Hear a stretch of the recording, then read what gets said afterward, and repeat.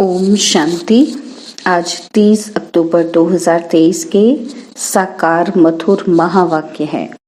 आज मीठे मीठे बाप दादा बोले, मीठे बच्चे, अभी तुम बहुत बड़े स्टीमर में बैठे हो। तुम खारी चैनल को पार कर क्षीर सागर में जा रहे हो। तुम्हारा लंगर उठ चुका है। बाबा ने कहा, मीठे बच्चे, अभी तुम बहुत बड़े स्टीमर में बैठे हो।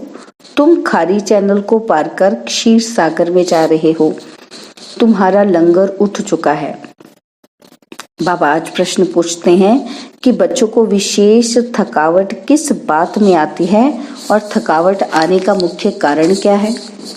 और उत्तर में बाबा समझाते कि बच्चे चलते चलते याद की यात्रा में ही थक जाते हैं। इसमें थकावट आने का मुख्य कारण है संग दोष।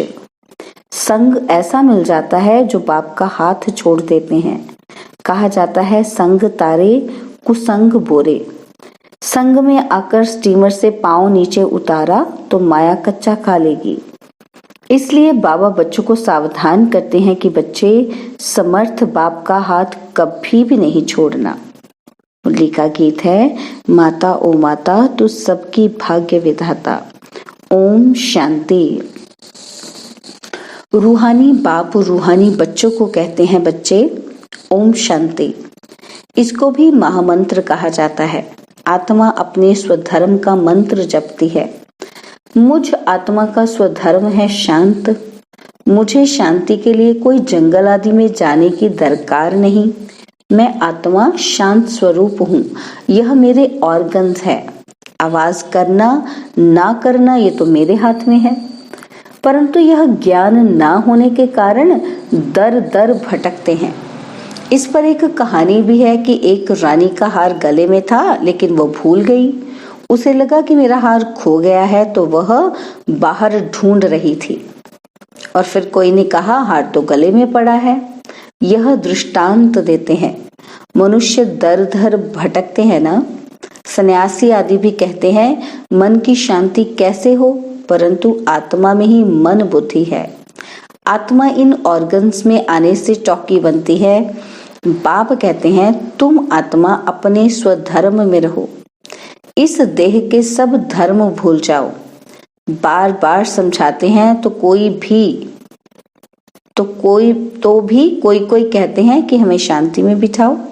बाबा कहते बार बार समझाते हैं कि आत्मा का स्वधर्म शांत है, फिर भी कोई कहते हैं कि हमको शांति में बिठाओ, निष्ठा कराओ। यह भी कहना रॉन्ग है। एक आत्मा दूसरी आत्मा को कहती है कि मुझे शांति में बिठाओ। अरे, क्या तुम्हारा स्वधर्म शांत नहीं है? तुम आप ही नहीं बैठ सकते हो? चलते फिरते तुम स्वधर्म में क्यों नहीं टिकते हो? जब तक रास्ता बताने वाला बाप नहीं मिला, तब तक स्वधर्म में कोई टिक नहीं सकते। उन्होंने तो कह दिया है कि आत्मा सो परमात्मा, तो स्वधर्म में टिक नहीं सकते। इस अशांत देश में तुम्हारा यह अंतिम जन्म है। अभी तुमको चलना है शांत देश में और फिर जाना है सुख धाम में। यहाँ तो घर घर में अशांति है। सत्युग में घर घर में रोशनी है, तो यहाँ अंधियारा है और यहाँ हर बात में ठोकर खानी पड़ती है। घर घर में अंधियारा है, इसलिए दीप जलाते हैं। जब रावण मरता है फिर दीप माला मनाते हैं। वहां तो रावण होता ही नहीं, तो सदैव दीप माला ही है।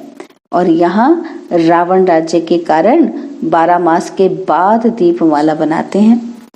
रावण मरा और लक्ष्मी नारायण का कॉरोनेशन हुआ, उनकी खुशी मनाते हैं। अच्छा, मीठे मीठे सिकिलते 5000 वर्ष बाद फिर से आकर मिले हुए बच्चों प्रति नंबरवार पुरुषार्थ अनुसार याद प्यार और गुड मॉर्निंग। रूहानी बाप की रूहानी बच्चों को नमस्ते। हम रूहानी बच्चों की रूहानी बाप दादाजी को दिलवा चांद सिकवा प्रेम से नमस्ते।